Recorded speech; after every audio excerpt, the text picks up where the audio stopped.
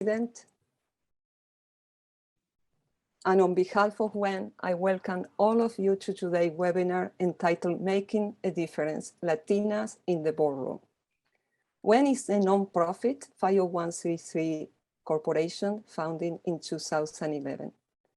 Our goal is to inspire and empower professional Latinas around the world by offering a global support network. WEN promotes the access of Latinas professionals to leadership positions and encourage solidarity, collaboration, connectivity among us. Our programs and events provide a platform for Latinas around the world to network with each other, collaborate, and help with one another. For more information, you can see our website or you can follow us in our media channels. Today, we have an amazing panel of super achievers, all of whom are great Latinas leaders and wonderful people. And we also have a fantastic moderator, Fred Sigman, who helped with every detail to make this event a great success. Thank you, Fred. Fred is a trademark titled Serial Connector. He has this trademark title because he professionally pursues his passion for helping clients make connections using a strategic networking interwoven with personal branding activities. He founded his firm 25 years ago and now coaches diverse clients to help them to find board of director opportunities. And do you know what? With what he has learned in preparation for today's program, Fred has told me that he plans to make his primary focus helping Latinas. This is great news. Fred has been involved with our Latino community for almost 30 years through organizations, business, friendships, activities, and today as our moderator. Before turning it over to Fred, I would like to thank him very deeply for offering to sponsor today's program, thus enabling WEN to provide today's simultaneous translation into Spanish. Thank you, Fred, for all your support and all the time you have devoted to this event. Now, it's your turn, Fred, to introduce the panelists. Thank you. Thank you, Beatrice. I was honored by the invitation to moderate today's awesome panel. Sponsoring the program was one way of saying thank you and expressing my support for the great work of WEN, and I hope others will consider joining me in doing the same. Welcome, everyone. Bienvenidos. We have 4 outstanding, accomplished leaders for you to watch, listen to, learn from, and then share with others. If you think of someone who should join us today, our program is being broadcast live on YouTube. You can find the link in the chat box. By the way, you can also watch past programs on the WEN YouTube channel. We will start our program with some questions for our panelists. Then we will ask you for your questions. Following the Q&A, we will gather in breakout rooms for you to meet other participants and make new connections. At the end, we will gather back together again for some closing words from Beatrice. So now for the good part. I will call on each of our panelists to introduce themselves, including their initial motivation in seeking a corporate board of director position. Adela Cepeda, please go first. Thank you. Thank you so much. And I want to thank Beatrice and WEN for organizing this and for bringing so many people together to hear about Latinas on board. You know, I joined a board in my 30s, and it wasn't really something I was thinking about or conscious about. I had already joined several nonprofit boards, and I was considered an expert in financial and investment matters. And the opportunity came to serve on a mutual fund board, which I accepted. And it has been a great entree for me to the boardroom. I serve on 3 mutual fund boards, the UBS board, the Mercer board, and the Pathway Funds board. And I'm the chair of most of them, or going to be the chair for the one that I'm not. And I also serve on the board of BMO Financial Corp, the bank holding company for the US operations of this Canadian bank. In the past, I've served on public company boards like Wyndham International Hotels, always leveraging my experience as a financial expert. So that's been my entree to the boardroom. Thank you.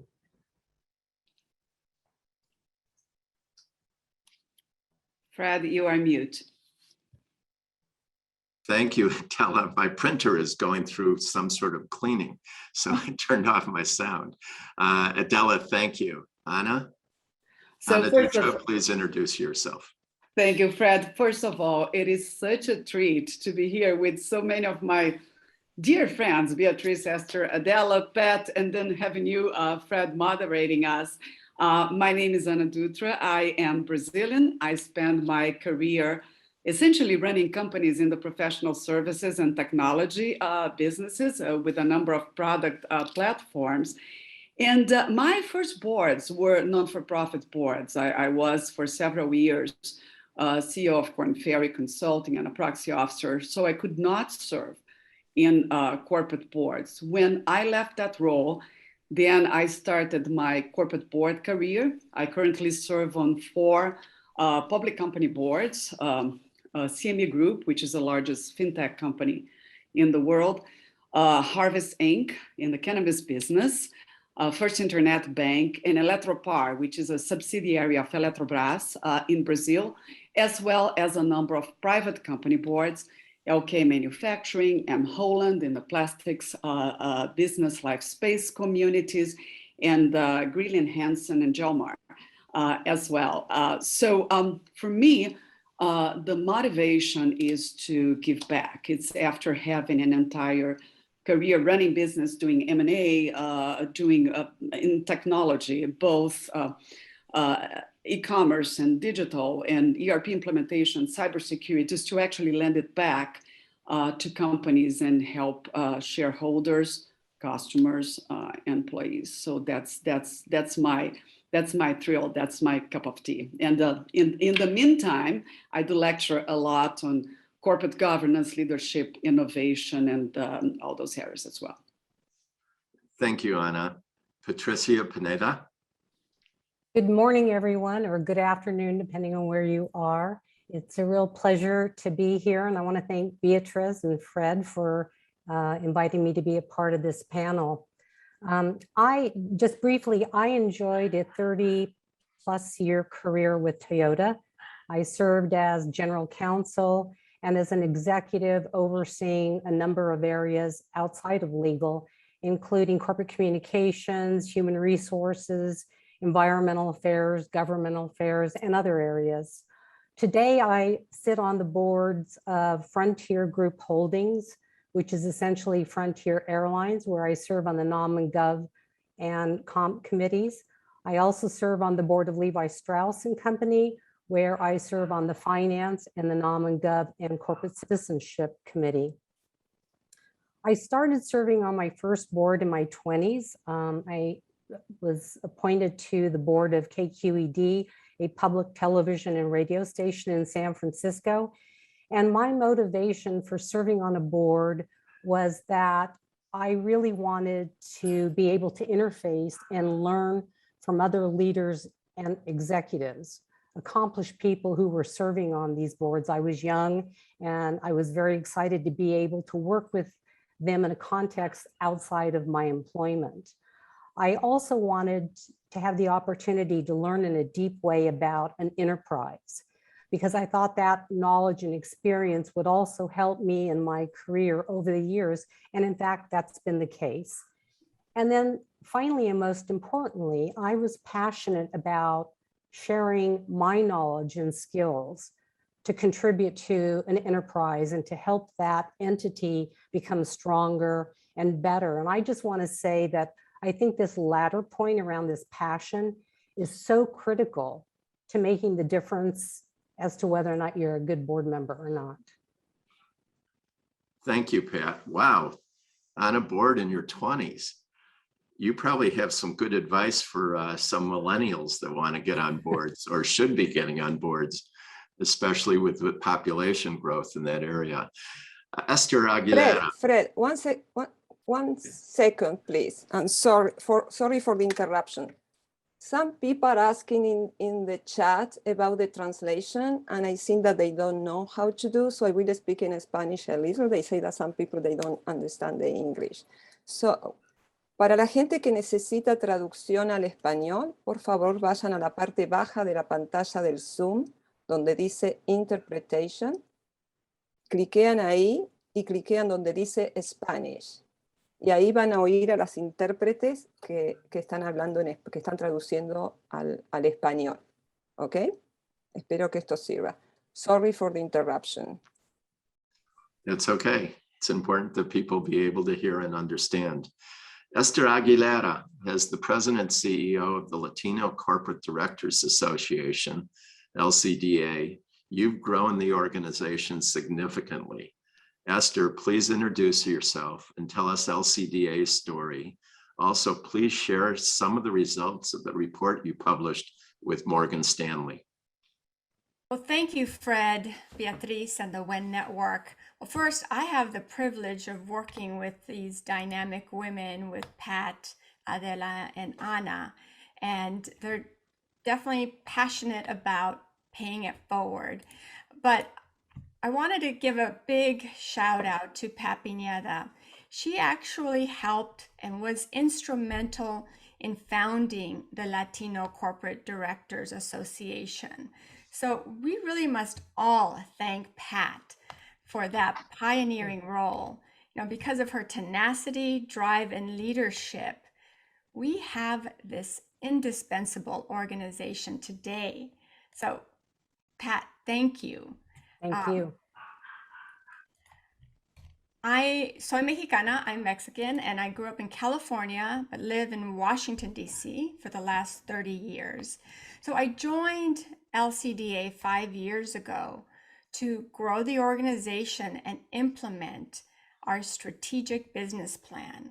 So let's get right to the charts here. I want to share with you a status of U.S. Latinas in the boardroom. So I'm going to ask Charlie, thank you. We're going to start with, we have, perfect. We're going to do that second chart first.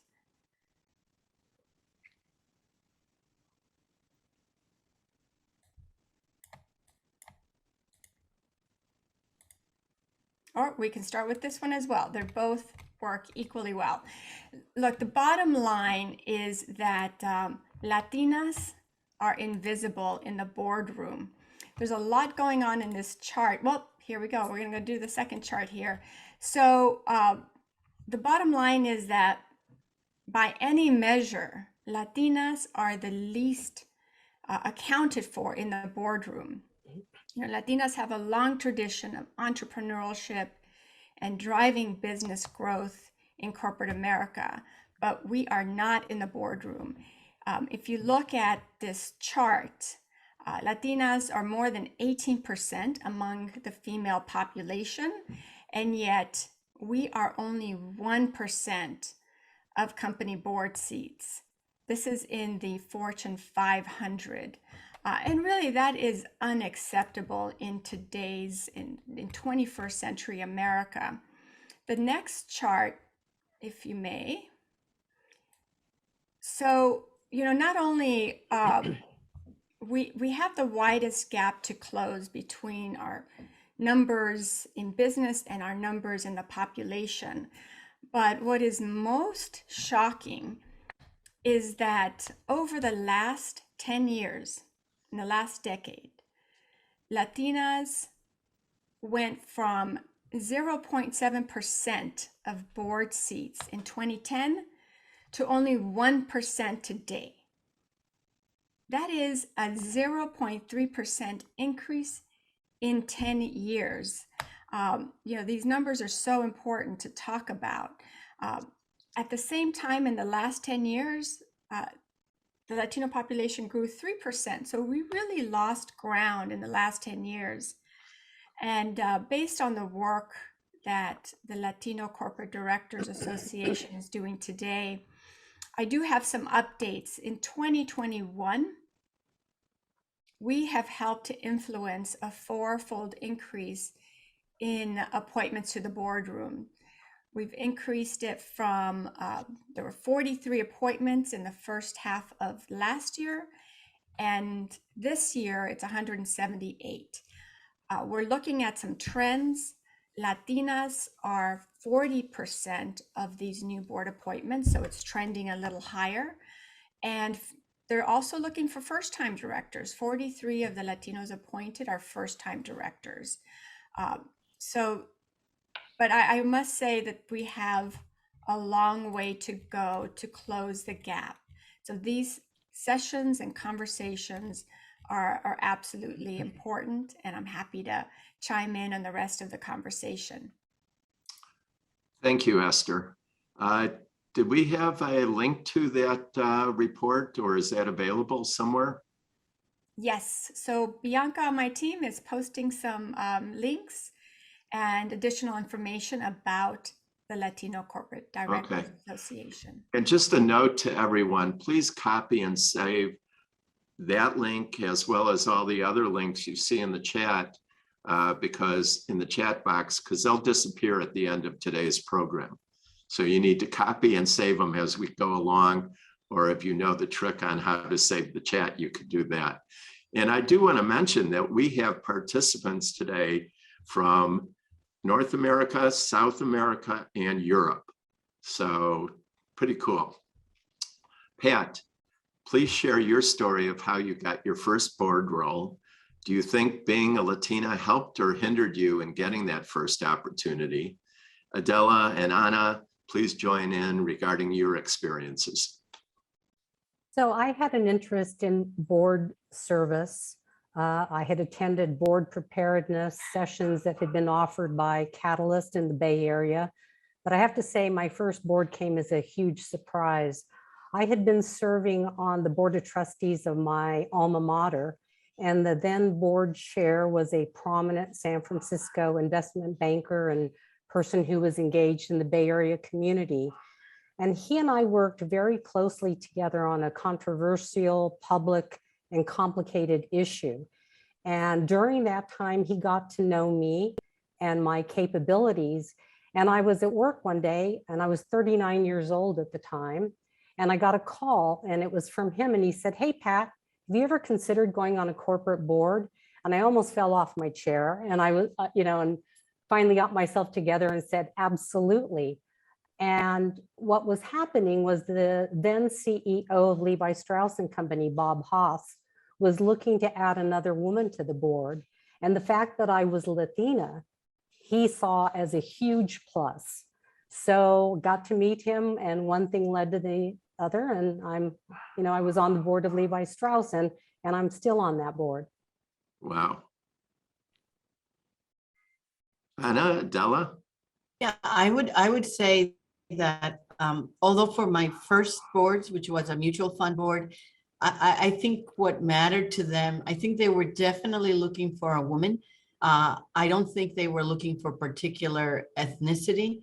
And I think, though, when I joined my first corporate board, which was Wyndham International, they definitely were looking for a Latina. They said a Spanish-speaking woman, because they had a lot of properties in the Caribbean, Puerto Rico, and other places. So it was definitely a plus. By the way, I didn't mention before that I am Colombian born, but raised in the United States. And, I've always had a strong affinity for representing and helping our community, and considered it an honor to serve on nonprofit boards, where in Chicago, there's a real interest in integrating the nonprofit boards with Latino and Black representation and other ethnic groups. And that really was my first introduction to how boards worked and what to look for in a board, and into governance, which, I've become very involved in learning about governance and making sure that the boards I'm involved with follow, state-of-the-art governance procedures and developments. How about Thanks, you, Ella. Anna? Yeah, so there are two things that I always say, right? Number one is think about your board career as any other career. You're not going to go from having never served on a board to aspiring to serve on a public company board. The second thing is don't underestimate the benefits and the possibilities that can be created by non-for-profit boards. So my first corporate board opportunity came up because of somebody who saw my work ethics, my demeanor, my awareness in in a non-for-profit board. And when the opportunity opened up on a corporate board, that person came to me and said, listen, I've seen your work in this particular boardroom. We have an opportunity. Would you like to join? The first public company board, which I'm so grateful for having had the opportunity to serve on so many boards before going on my first public company board, exactly because what Adela just said, it gave me the opportunity to learn. In the meantime, I did a lot of training, a lot of courses, but in that case, there was a Latino component. The company was doing a lot of work with South America and Brazil. And so I checked absolutely all the boxes. I had M&A expertise, technology expertise. It's a fintech company, and they were doing work in South America. But again, there were 2 or 3 directors on the board who had served with me in non-for-profit boards and then were able to vouch for me and say, okay, she's good, she's hardworking, she's responsible, let's have her. So don't underestimate that. Thank you, Anna. Anna, you're active in the Board Ready Institute. Adela, you were a founding board member of the Private Directors Association. Pat, you were a founder of LCDA, and Esther, you've served as LCDA's president, CEO. Anna, how do these and other groups help Latinas seeking board positions? And Esther, Adela, and Pat, please add your thoughts. Well, in 2 ways, in my view. First of all, you would not hire somebody to do engineering work in your house, or architectural work has not gone through architecture school, right? So to me, that's the power of continuous education. So if you look at the Latino Corporate Directors Educational Foundation, we have started a few years ago, the Board Ready Institute, which will prep you not only for what you need to know, but also even in terms of prepping you for interviews for board positions. That is very important. I chair 2 non-gov committees, and one question that I ask every candidate is, what have you done in terms of continuous education, board governance, preparation over the last couple of years? And if the answer is no, I don't know that I want that person in my boardroom. The other thing that does is actually increase the pool of candidates. You heard Esther talking about the fact that we need to increase the size of the pipeline. Otherwise, all we're doing is recycling the same Latinas and putting one on one board here and then moving to the other board. So the one thing we're always watching for, and I lead also the Women on Boards initiative for Women Business Collaborative, is of the new women getting on boards, what percentage of that are first-time directors? Because once we have more and more first-time directors, then we have a larger pool of Latinas occupying board seats. So it's important from those 2 perspectives, in my view, and the more, the merrier. I would just echo what Anna is saying about this. Yes, I'm a founding member of the Private Directors Association. I'm also a member of the Women Corporate Directors, and obviously a member of Latino Corporate Directors, because nobody in the United States is doing as much for Latinos getting on boards as LCDA. So to me, anyone that qualifies, i.e. is on a public board or a private board that's large enough, needs to be a member of LCDA. if you're engaged as an executive with an aspiration to be a director, you should join the training program that they have, because we need the advocacy. We have suffered and continue to suffer. And I think Esther maybe can speak to a study recently by one of the top consulting firms. Our community suffers from invisibility. We are a huge community. We are soon to be the largest ethnic group in America. But you go to a boardroom and there are discussions about diversity. And I'm not kidding. Latinos don't even come up. So I make it a point to engage with as many organizations as can make a difference in this space so that others can come with me. I don't want to be the only person, the only Latina in the boardroom. I don't want to be the only person at the Private Directors Association. I want to bring our group in so that when the opportunities arise, there are several of us to raise our hands and be candidates for future opportunities. If things are slanted such that, you say, well, this would never reach the way it's written, you have to be at the table to make those changes, to make sure that the opportunity can be appealing to our community. So that's how I think about these groups. I just would like to say that, for a couple of decades, the percentages of Latinos on boards, was completely stagnant. And the reason is that we didn't have an organization that served as an effective public advocate for increasing the number of Latinos and Latinas. And now we do under Esther's able leadership. We didn't have an organization where Latino board directors could convene and work to support Esther and LCDA in advocating for increasing the number of Latinos. And we didn't have our own board ready institute that would help groom our future board members, our board ready members. And I have to say that, after a lot of heavy lifting by so many people, we, as Esther pointed out earlier, we are seeing that overall, the numbers are starting to improve, and in particular this last year, but Latinas remain a challenge. And I gotta tell you, I am just befuddled because when you look at our female cohorts, African-American women, white women, Asian women, they are all doing quite well over this last year. But because of LCDA and its effectiveness, our data is being quoted in national debates and conversations. Esther speaking out, people are being quoted. We're gonna change this. I'm very optimistic. I agree 100%. And just to emphasize a little more, to give you an idea of what we do with the Board Ready Institute, and Anna is one of the co-chairs of the foundation board.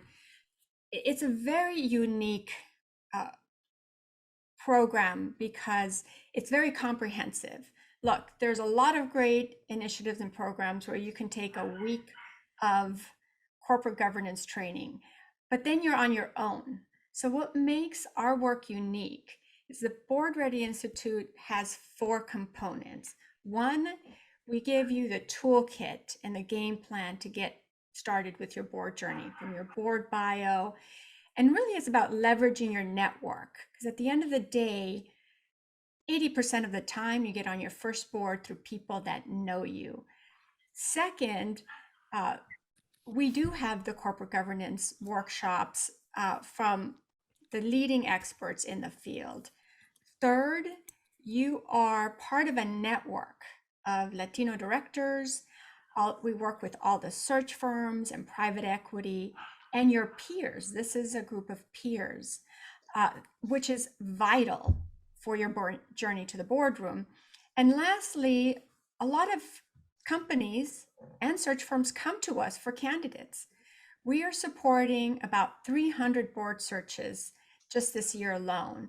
And we promote and submit qualified individuals that they're looking for. We're not a search firm, but we are part of the solution because there is talent. There's ample Latinas for the boardroom.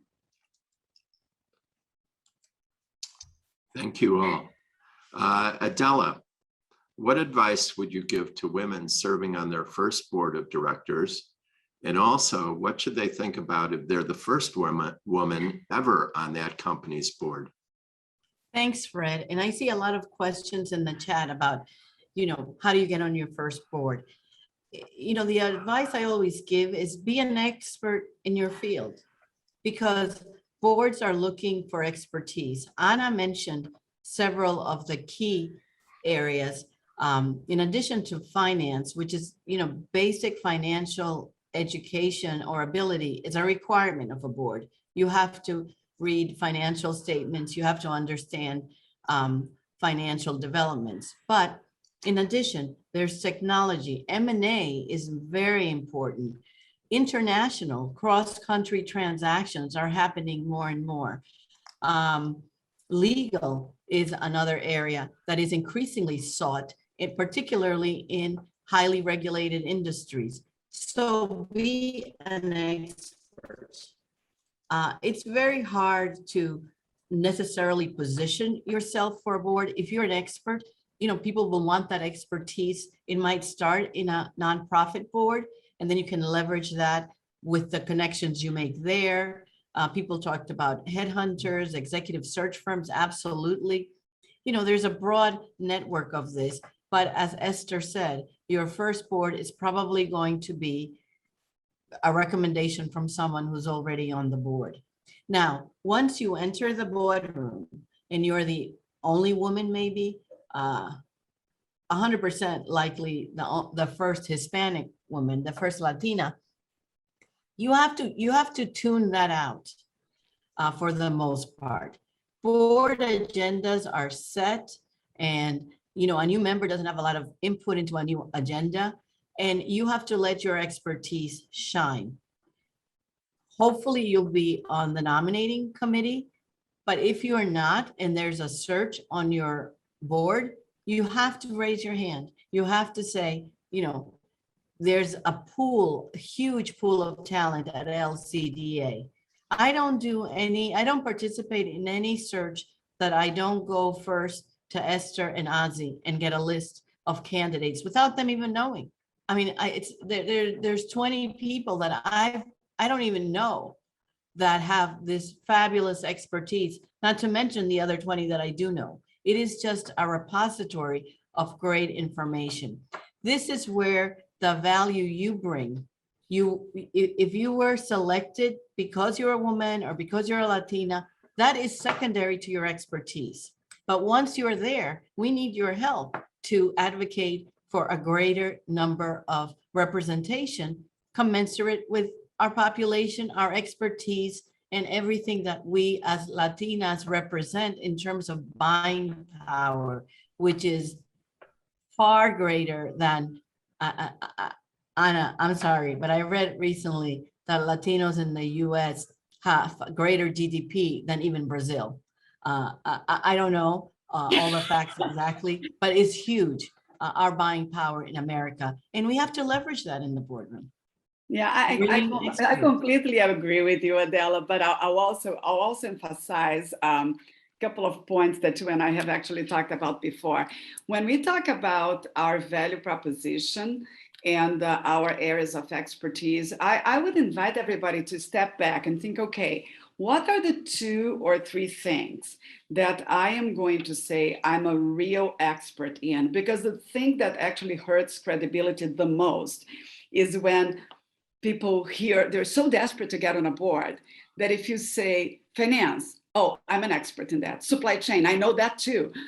Digital, oh, I'm there. So pick your 2 or 3 areas in which you can very credibly say, I am an expert in this because I've done ABC. I have these types of experience or credentials or training and whatever, and lead only with that. The other thing is that, and I always talk about paying it forward and helping others, if you get an inquiry about a board opportunity that you either know you don't qualify for, or you have a conflict of interest. That could be the case, or you're just not interested in for whatever reason. Make sure not to leave the conversation without giving 3 Latino names or 3 names you can't just say, oh, I'm not interested or I don't qualify, goodbye.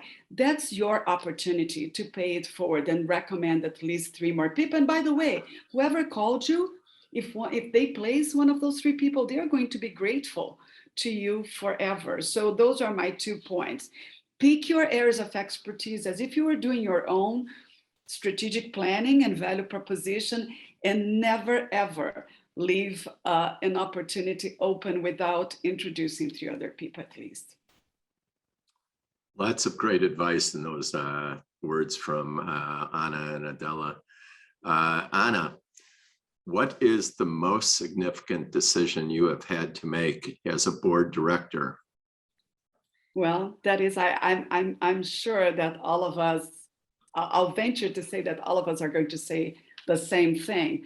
The most important role as a director is to hire and fire the CEO, period. There's no more important and scary decision to make either way. So unfortunately, I've had to be on both sides, firing and hiring. Hiring is so much better than firing, I'll tell you all, but that's what we're there for, is to protect all the stakeholders, shareholders, customers, employees, partners. And a part of that is evaluating the CEO and deciding when it's the time to put a succession in place, and who you're going to bring in next. Is it an internal candidate, an external candidate? I'm of the opinion that every board has a fiduciary responsibility, even if there is a heir apparent. It's our duty of care, duty of loyalty for the shareholders, for the stakeholders to look outside. Is there somebody better outside? No, this person really earned the CEO position. Or if the CEO is not working, is to say it's time to part ways. So those to me are the most important decisions. Adela, Patricia, Pat, anything else to add to that? No, I would have said the same thing. Okay, Anna, you were right in your assessment. I agree. I agree that is, but I would say also that I've been involved in some merger and acquisition, even sale of a company. And those are pretty deep transactions that require tremendous board engagement and involvement. And I would say I would put them very high up on the opportunity to use a lot of your expertise and talent to move a transaction forward, and even an integration of a large acquisition. So. Okay, thank you.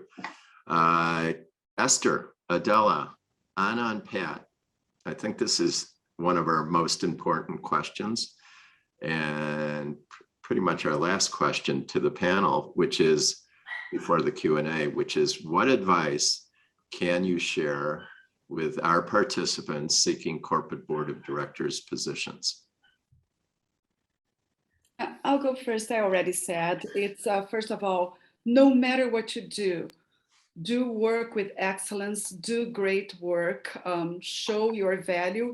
And number 2 is educate yourself to get there. The fact that you were a great CEO, or that you were, or you are a great advisor, doesn't mean necessarily that you're ready to be a great director. And then the third thing I would say is, before accepting any board role, make sure you are responsible to understand if there are any conflicts of interest. The first thing I do if I get a call is to ask, what are the board dates that you, for the next couple of years? You cannot miss a board meeting, period.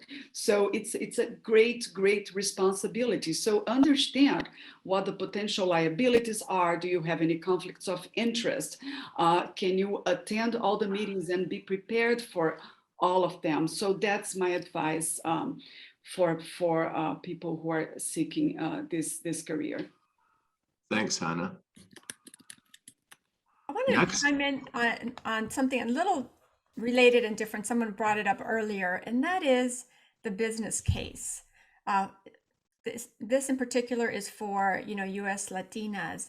Now, we are 60 million Americans here, 2 in 10 Americans, and growing. We're growing by 1 million every year.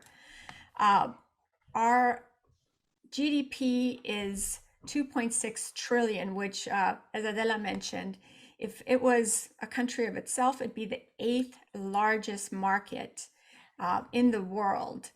And in the US, the Latino market share is growing 70% faster than all others. So our population is growing, our market share is there. Companies that are missing out on Latinos are really leaving money on the table. And in the US right now, a lot of companies are talking about their commitment to diversity. So we need to continue to emphasize that a commitment to diversity without Latinos is incomplete. We're such a huge part of their customer and employee base. Yeah, I think you've highlighted both sides of the situation or the world or the environment, Esther, that both the buying market, the economy, external in terms of the marketplace, but also the workforce is becoming more and more Latino. And so having the representation on the board as well as in the C-suite is vitally important. I'll add my 2 cents. In my opinion, I think it's really important to try to get P&L and C-suite experience because this is highly valued by boards. And if you have the opportunity, read about what are new trends, what is increasingly important to a company's success. Is it cybersecurity? With investors now challenging around ESG, do you bring that kind of experience? Adela mentioned M&A. It may be, that companies are merging and acquiring entities. Do you bring that expertise? So try and develop the kind of expertise that will be appealing to companies, and then join LCDA and network and let people know you're interested in joining a board. Don't leave it to them to guess. And once you put it out there that you're interested, you're going to start to hear about opportunities coming your way. Adela, anything else you want to add? Well, I think everything has been said, and I've talked about, leading with your expertise. And I want to underscore something that Pat said earlier about passion. You really have to want to do this. It's not just 4 meetings a year. It's a lot more than that. And to be prepared for these meetings, not just what Anna said, that you have to be present. You have to be fully engaged in the conversations, which happen quickly and which leverage a ton of reading material. And then in addition to all the specific work related to the board meetings, there's all the work with the executives, getting to know them. I get regularly asked to mentor younger women executives, introduce them to Chicago organizations. It's just something extra. I participate in groups of employees at the bank, for example. In addition, there's all the learning to be a good director, to be on top of the issues. And I can't tell you how many webinars and tests and courses that I take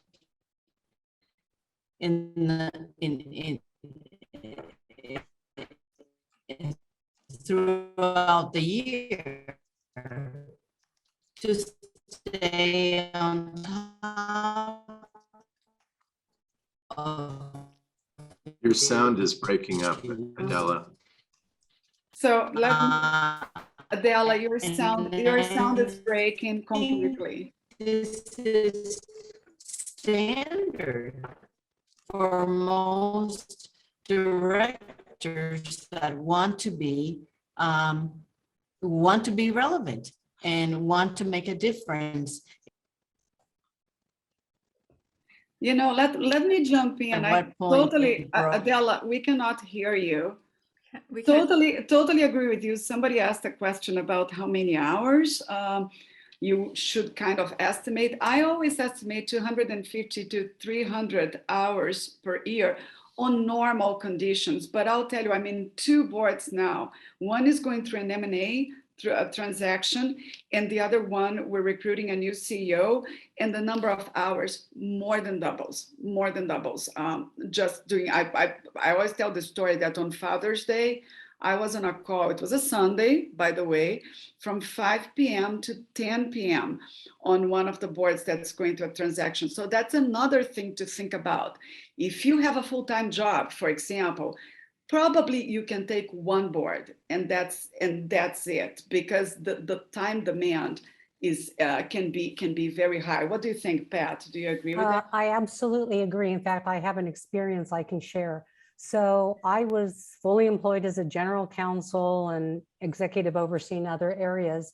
And I was chair of the audit committee of a company, and a disgruntled lawyer had left the company and triggered an IRS and SEC investigation. And as chair of the audit committee, I was in charge of conducting an independent investigation, working with our outside lawyers, and ultimately interfacing with the IRS and SEC. We were fully vindicated, but I got to tell you, it was a full-time job. Yeah. And I was working around the clock and having to also maintain my day job. So if you don't have flexibility and the ability to do this kind of thing, as a board member, you don't know what committee you're going to be assigned to. You don't know if you're going to become a chair, and things happen. So you have to be available. And Fred, on many of those notes, and what everyone has said is, first of all, the role of directors is growing exponentially. I mean, there's so much risk, certainly innovation, and things that boards need to be on top of. Corporate culture was at one point left to the CEO. Now the board members need to do it, which is why, when Adela was saying continuing education is important, they're now limiting how many boards CEOs can serve on, because their role is full-time. They don't want them to have more than 2 active boards, because, I mean, before CEOs had 3 or 4 boards or more, but their roles are increasing, and so is the role of the director. So that's absolutely important to emphasize. And on a positive note, look, institutional investors, pension funds, and shareholders have, over the last, especially 5 years, have been pushing for more diversity, and because boards are too white and too male. That's the bottom line. And you make more informed decisions when you have diverse skill sets, points of views, and diversity in that boardroom. There are studies that already show that and talk about it. So the investors took these studies and said, we want to see changes because it impacts the value of my investment. And so there is a moving trend. As the Latino Corporate Directors Association, we want to make sure that in this train that's moving for more diversity, that Latinas and Latinos are top of mind, and that we can no longer be left behind. Diversity of perspective always leads to more optimal decisions, especially when you're addressing complex problems. One thing I do want to mention for people that are working for companies, corporations, just an administrative thing, you always should get approval to join a corporate board. Sometimes there's conflicts, sometimes there's corporate policies, and you don't want to start the process and then find out that you have to leave that company or turn it down right before you come on board. So, Actually, I would actually add to that, and that is that absolutely make sure you get approval, because there are companies that have explicit policies that prohibit their employees from serving on a board. But it's also a good thing to even maybe in advance reach out to your CEO, because increasingly CEOs are open to having their top executives sit on boards, because they know that sitting on a board helps you develop as a leader and an executive. right. That's Or great. even if you're taking a new role, you can negotiate that in the package, that if it's a C-suite role, you can negotiate that the board and the CEO will support your joining a corporate board. That works beautifully too. The other thing you need to be wary of is conflicts of interest. I've spoken to a few leaders at banks, and they almost never can go on a corporate board until they leave the bank, because so many of their clients, one way or another, are connected to the company that they are considering going on the board of. So does anybody have anything they want to add at this point that we haven't covered that you think our participants would like to hear from any of you? Fred, just on your last point, even if your company has a policy and you can't immediately join a board, or let's say a lot of the big fours like KPMG and others, their people can't serve on boards while they are serving clients. It's never too soon to start. Your board journey starts with obviously your executive preparation, and as Pat and others said, getting close to a P&L role, a C-suite role, and strong corporate-wide strategic or global roles. That's first. But as you're doing that, build your network, stay connected to others that you know are on boards, and start saying, hey, when I'm able to, this is something I'm interested in, have a smart conversation with those colleagues, ask them some questions so that when the time comes and you are able to serve on a board, those colleagues, when they get a call, they'll say, oh, I just had a really smart conversation with Jessica Lobos. You should really talk to her. So you want to be top of mind, and you don't want to wait until you're eligible for a board to start doing that. Stay connected to your network and grow your network now. And that's why, Esther, I would say it starts a little bit earlier in my mind than you said. I think it starts when you're born. And when you're born, you start developing relationships. And since getting a board position after you're qualified comes down to what many people have said, networking, networking, networking, the relationships you've built throughout your life will be the ones that open the door for you. And actually, Fred, I think it's worth adding that most board seats come along through referrals, not through search firms. Yeah, so those relationships are key. Absolutely. All right. Now through the LCDA database too. That's right. Well, thank you, Esther, Adela, Anna, and Pat. I applaud you on behalf of all our participants. That was awesome. And we do have some time for Q&A. So I want to invite our participants to ask your questions in the chat box. We've had so many items in the chat box, it's been hard to follow them. So if you did ask a question a little bit earlier that hasn't been addressed, please put it in the chat box now, and we will ask the panelists. So I will stare at the chat box, see if something pops up, or actually our panelists could also stare at it. But does anybody have any questions? I think that some questions, Fred, are showing up in the chat group. Yeah, but then we need to raise their hand. Chiming in and responding to them. Yeah, but they will need to raise their hand, Fred, because they are mute, the participants. So in Oh, what do we reaction, do? I'm sorry, I'm looking at the chat box along the screen, and what are you talking about? I'm Me? not, because I'm not seeing any questions. I'm just seeing posts. Oh, there we Okay. go. So Fred, there I launched a survey. Why I will go through the chat. We had some questions there, I think, but also if somebody wants to ask a question, they need to go to reactions and raise the hand because they are mute. Okay. Okay, so a la gente que está participando, si tiene alguna pregunta en español, la pueden hacer perfectamente porque la intérprete va a traducir.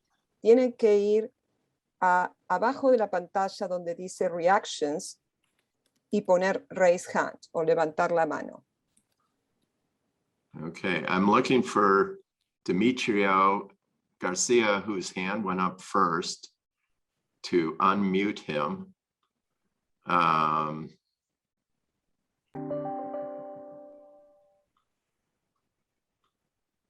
There he is. Ask your Yeah. question, Demetrio. Hello. Okay. Hello, folks.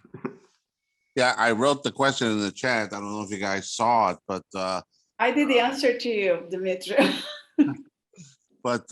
yeah, thank you all for participating in this program. It's awesome, and I know mostly all of you, and I'm also familiar with many males and non-Hispanic and Hispanic and African American males, and the question is, how can male executives, and more specifically Hispanic male executives, and those that serve on corporate boards, either corporate boards or not-for-profit, how can males be further champions and supporters for Latinas, especially the generation of Latinas that are wanting to aspire to be on boards, the next generation of boards, because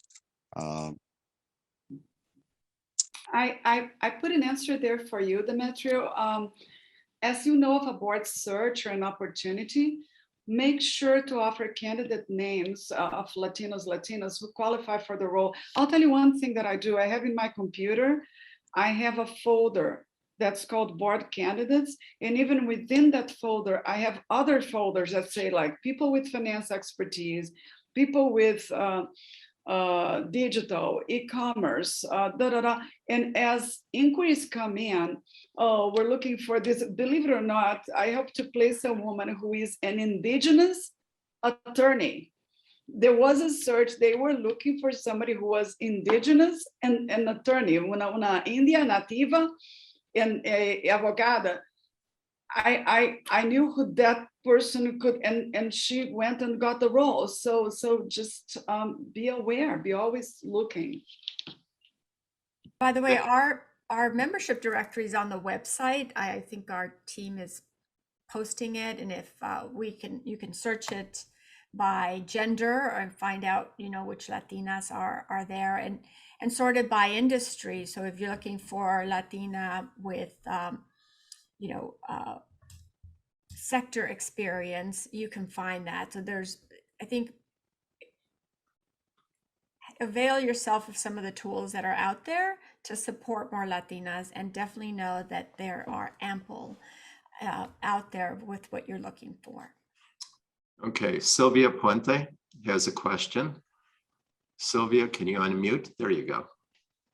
Hi, thank you everyone, and thank you all for being on the panel and Fred for facilitating. The question that I put in the chat is that I heard you all say that having expertise on your particular issue area is really, really important, and that being Latino, Latina, Hispanic is secondary. So what I'm taking away from that is that despite the lack of diversity and despite the need to have more Latino representations on boards to bring that perspective, that corporate America is not seeking individuals to serve on board that have expertise in the Latino community. Is that an accurate conclusion? And can you address that? I actually don't know that I agree. First of all, Silvia, great seeing you here. I don't know that I agree with that. I think that if it is a board, let's say a CPG company, a retailer, a food and beverage company, they may be seeking somebody whose differentiator is knowing the Latino community so well from a marketing perspective, for example, that that person would be welcome to the board. And even when we talk about in general, I think that Adela mentioned the most sought after skills and capabilities, but sometimes there is something very specific and you are the person who checks exactly that box that they're looking for. Yeah, I was just curious because as you were all talking about the expertise, I didn't hear that, you know, it was sort of secondary that Latino expertise was important as opposed to being something that corporate America is deliberately looking for. And Yeah, so I I've just, seen more as, I'll be honest, I've seen more as secondary, but that doesn't eliminate the fact that that could be the primary factor in a search. I think it can be secondary, but I think, you know, again, as Anna is saying, depending on the specifically company, cited. if it's a consumer-focused company and you have expertise in the Latino consumer, their habits, you know, where they reside, and you know, because for a lot of these companies, Latinos are the fastest growing consumer segment. So I think if you bring that expertise, I think that's something that some companies will be interested in, but they will probably want you to have other expertise as well. Right. I specifically cited the Wyndham board where they were looking for a woman and preferably a Spanish-speaking woman because of their hotels all over the Caribbean. But in that context, I would also say they were looking for someone that could step in immediately to be the chair of the audit committee. So I don't know which is primary or secondary, but you know, I think it just depends on the situation. It just emphasizing that it requires, you know, broad skills to be on a corporate board. thanks. I would add there's a lot of dynamics, the dynamics right now with the shareholders. So while the institutional investors and shareholders do want to see more diversity on that board, they are also wanting companies to do a skills matrix so that a lot of companies have had activist investors go after them because they don't have people around the table that might have cyber or other key skills that have impacted the bottom line. So there's kind of three dynamics. One, the shareholders want to see folks around the table that are watching out for all of the different risks and what companies are experiencing, and they want to see diversity. So I mean, I think all the things apply in terms of, and if it's a consumer-facing company or an other that have large Latino constituencies, you know, that's also important. So it's a mix of the three, I would say. And I would actually, Fred, Pat, Esther, Adele, and all participants, I know it's ironic, but I have to apologize because I'm actually in the middle of a board meeting and I have to go back to the room. So my apologies, I'm going to say goodbye, but wonderful being with you. And if there are any questions that are directed to me, just Fred, feel free to give my email and I'll be happy. Okay. Thanks, Anna. Bye-bye. Thank you very much. And we only have time for two more questions, so I'm sorry. Sandra Gonzalez Levy or Levy? Levy, thank you. Thank you so much. First and foremost, congratulations, great panel, a lot of good information. I actually posted two questions. One has to do with the fact that DEI is definitely trending, but in some of the areas in the United States where Hispanics and Latinos are the majority, it is hard actually to get into some boards simply because they're looking for Latinos, and that could not be the case. Do you have any input in terms of how do we crack that?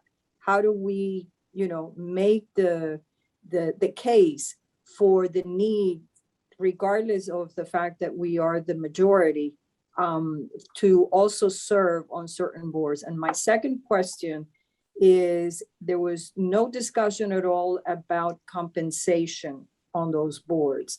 Do you have any data that you can provide in terms of compensation on certain boards, corporate or private, for that matter?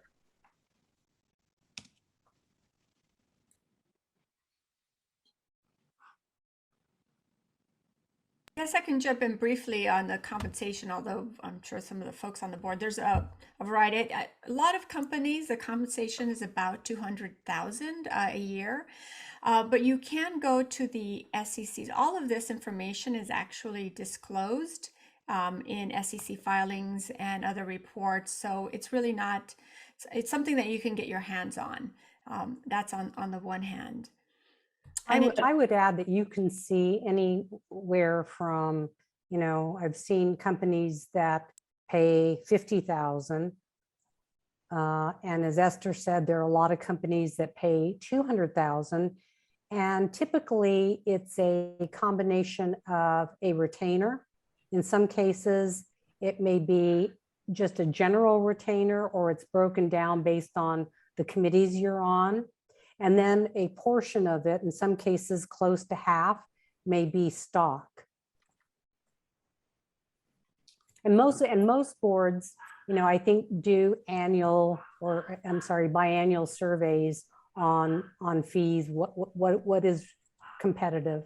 But a lot depends on the size and wherewithal of the company. And my experience is that private can pay just as much as public, and in some cases public pay less. And if you're with a company pre-IPO, you stand to do quite well if they are able to do a successful IPO. Okay, Consuelo, you get the last question. Thank you very much, Fred, and thank you to all the speakers. It's been so interesting and enriching listening to you, to your knowledge and experiences that you shared. I wanted to ask the three of you, what do you enjoy the most and the least about your participation as members of board of directors? I mean, which is the real purpose that makes you invest so much time, knowledge, and energy being in those boards?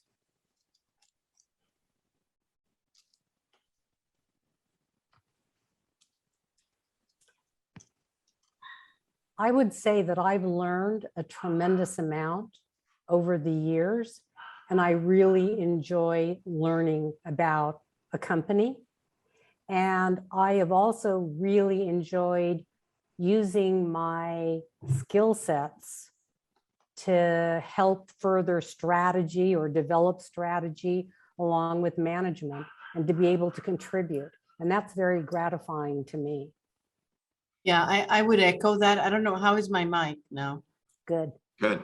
I would echo that as well. The learning aspect is just fascinating. I'm an MBA, and I always dreamed of running a company, and this is my dream. Because as a director, in selecting the CEO and setting the tone, you're leading a company. This is what in my career I always wanted to do. So I enjoy it tremendously, but it's not easy. It's a challenge. There's a lot of personalities, not just in the boardroom, but in the C-suite, and there's a lot to navigate. But to Sylvia's question about does corporate America care? I would have to say that if you look at the statistics, corporate America doesn't care about our voice. We are not represented in any way that is significant. I mean, I don't know, Sylvia, if that's what you're getting at. I mean, I'd like to say we're 20% of the boardroom, and we're not. So do they care more today because of the emphasis on DE&I? I don't know that either. It's to be seen when our dollars in the market and in the economy are going to speak loud enough that everybody will say, if I don't have a Latino voice on this board and in my C-suite, we're not growing. Okay, I'm going to have to stop it there. We have about 15 minutes, a little bit less than that, for our breakout rooms. And then we'll invite you to rejoin us. But once again, it's a great opportunity to share your thoughts and also to make new connections. I think our administrator is going to be doing the breakout sessions. Yes, Charlie, Yes. can you? So Adela, I think that you need to leave, no, Adela? Yes, and I do too. Yeah, I can't stay for the Okay. breakouts, but I want to thank everyone, my fellow panelists and everybody that attended. Thank you very much. Thank you, Adela. Super. Yes. Esther, can you stay 15 minutes? Yes, Thank you I'm so happy. much. So if the panelists are leaving, so I would like to take 1 second to thank you very much, Esther, Pat, Adela, Nana, disappear, and Fred. He put so much time on this. So thank you so much. Charlie, that is our Thank you. administrator, is trying to launch a poll so we can see your comments, or you can send to our email, that is wen@womenempowermentnow.org. And this we will learn a lot. Another thing, I'm taking the question from my friend Demetrio Garcia, WEN includes women and men. This is one of the things that differentiate us. So men are welcome. We have a board member also that is a man. And of course, we need to be totally engaged with our mission, that is to help Latinas to advance. So you can join our community. We will have a panel next year about men that are trying to help Latinas, that support Latinas to really reach our highest potential, professionally and personally. So are more than welcome. We need men to help us, and we need to collaborate with each other. So Esther, Fred, and then Consuelo Summers, Rocio Summers, and we have, I think, Talita also. You know who they are, Charlie, that we can lead the breakout rooms. So our panelist, moderator, myself, and some of the regional delegates of WEN, like Rocio, Consuelo, Pia, Talita, and Alessandra Amaral. And I also quickly want to just say thank you to all the panelists, and especially to our participants, because without you, the panelists had nobody to talk to. So thank you.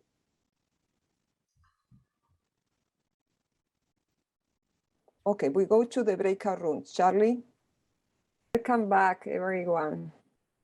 Wow, nice to see the cameras. Fred, they kicked me out of your break room. You are mute. You are mute, Fred.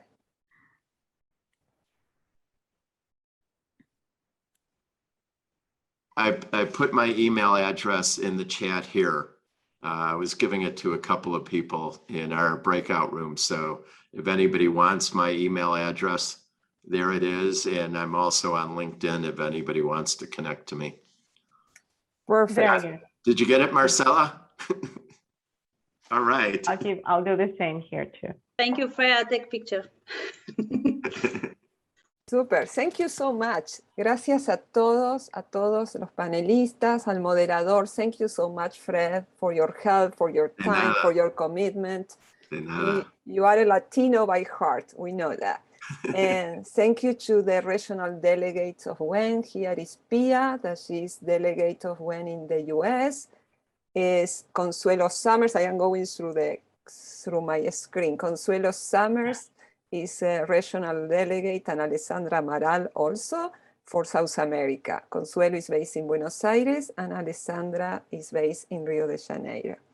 Rocio Summers is also a delegate with Pia for North America, and she is based in Utah, and Pia is based in Atlanta. And we have Katia, that is without camera. She is a delegate for Central America for WEN, and is based in Panama. There it is. Hi, Katia.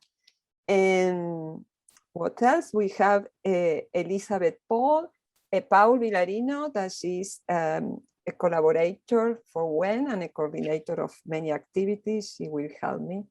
And is Aaron and Boss Anna that are members of the board. So are all very Welcome to WEN. I enjoy this event very much. Thank you, everyone. You can open your mics if you want. And if you like to say something, we have 1 minute. Only to say thank you, and I have to jump out, but great session. Very well organized. Thank Gracias you. por todo. Gracias, gracias a Buenas todos. tardes. Okay, bye-bye. Thank you very much, everyone. Gracias. Thank you. Bye, thank you. Thank you very much. Thank you, thank you, thank you. Gracias, Fred. Hasta Gracias, Fred. pronto. Gracias. Hasta pronto. Thank you, everybody. Mis Bye. amigas nuevas.